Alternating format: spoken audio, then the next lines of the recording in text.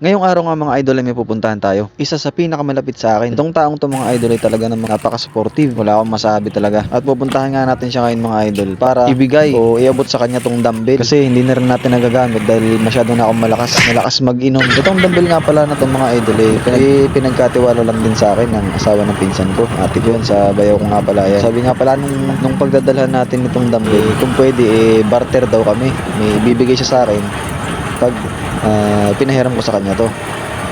Sabi ko naman sa kanya, hindi ko naman nagagamit, sa'yo na lang, dyan na lang sa'yo at mapapakinabangan mo pa. Kaya tara, puntahan natin. At para malaman din natin kung ano nga ba yung ibabarter niya.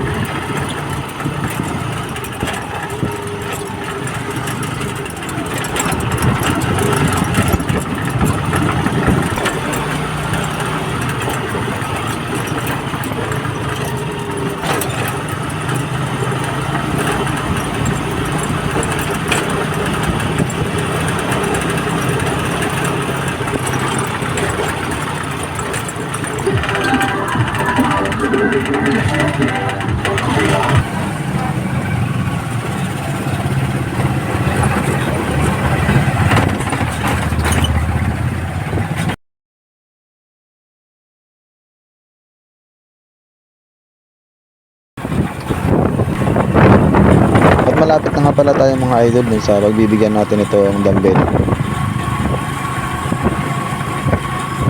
Lakbayin ng mundo, kahit ako mag-isa, wala kang pamasahe, di maglakad ka.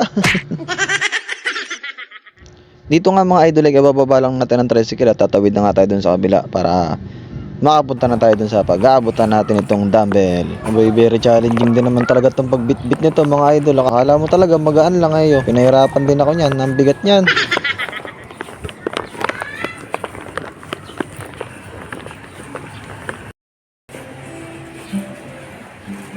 Opo.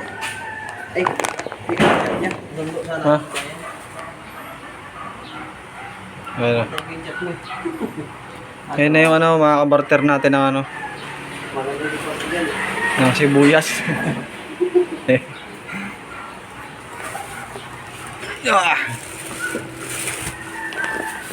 Swak sibuyas. Ito mga idol yan, oh. Ayan ang swap niyan. Mamahaling sibuyas yan. Ito yung klase ng sibuyas na kahit di mo na balatan. Pag tinamad ka. Pero pwede mo siyang balatan. Bago yung isa. Ayan.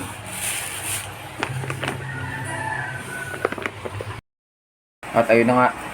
Nakuha na natin yung kapalit ng dumbbell. Sibuyas. Ginto yan, ginto. Let's gawin tayo. Ayan, utol ko nga pala yan.